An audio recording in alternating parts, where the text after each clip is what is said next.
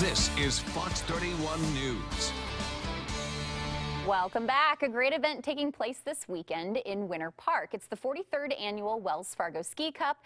The event is the largest fundraiser for the National Sports Center for the Disabled, and this year more than 10 NSCD athletes will also compete in Pyeongchang, South Korea, for the U.S. Winter Paralympic team, I should say.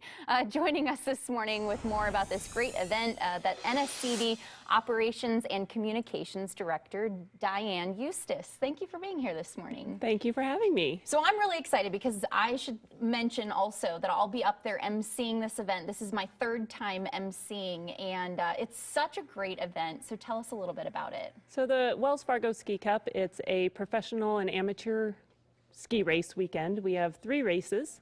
We start the weekend with corporate or friend teams where there's 5 racers, and then we add one of our Paralympic or competition center athletes. So there's 30 teams this year that will be competing Saturday for bragging rights, and then the athletes actually get cash, hard cold cash, to help them fund their training. On Sunday, we have a kids race, so the kids do the same course that the corporate folks do, and we bring, like, Miles is our defending champion in the mascots that join the kids.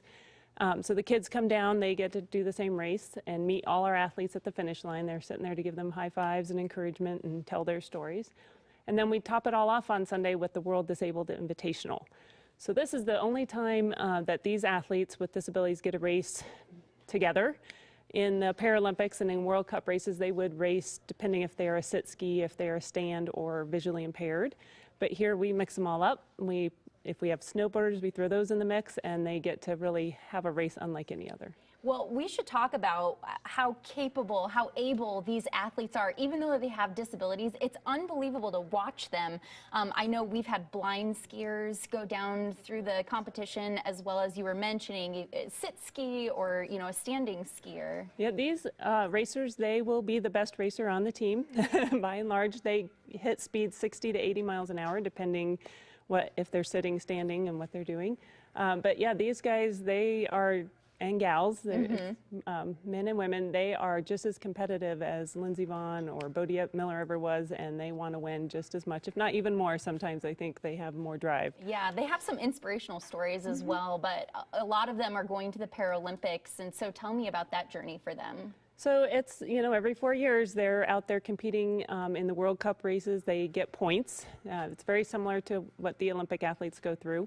And then based on their point system, then they name a team. And in fact, they're naming the U.S. Paralympic team today. So we'll find out for sure. We have a great idea of a lot of the athletes that will be going, but those that are maybe on the bubble with their points, we'll find out. The NSCD actually coaches in our competitions in 9 different countries. So we already know we have athletes going from New Zealand, Australia, Canada, just Great Britain. Those teams have already been named. Those guys are already on their way. But today we'll find out. We have a sit skier, Yaz Bamber. This would be his 3rd Paralympic, and I'm sure he'll be in the Paralympic team. He's a sit skier. He was hurt in a car accident and has just found a new lease on life in racing and loves it. So folks like that who just maybe this wasn't their plan early on in life, but they've made accommodations and now they have new goals. And we're out of time, but if someone who can't make it up to Winter Park wants to participate in the silent auction, what's the website that they could go to? So it's nscdauction.org. So you can see all our items online, bid online, and then we're based here in Denver, so you can even pick them up here in Denver. You don't need to make it up to the mountains. Perfect. Thank you so much, Diane. We're going to send it over to Greg. What's the weather going to be like in Winter Park this weekend, Greg? They're going to get a few inches of snow, and I want to circle back to something she said about, you know, them being just as competitive, if not more competitive, as athletes. Back in Iowa, when I lived there, I was friends with the captain of the U.S. Sled hockey team. Andy Yohe was his name, gold medalist. I played a couple of times. I played both, you know, normal hockey, and then I tried sled hockey. It is hard. I would even say harder than normal hockey. It's all upper body. It's crazy. But here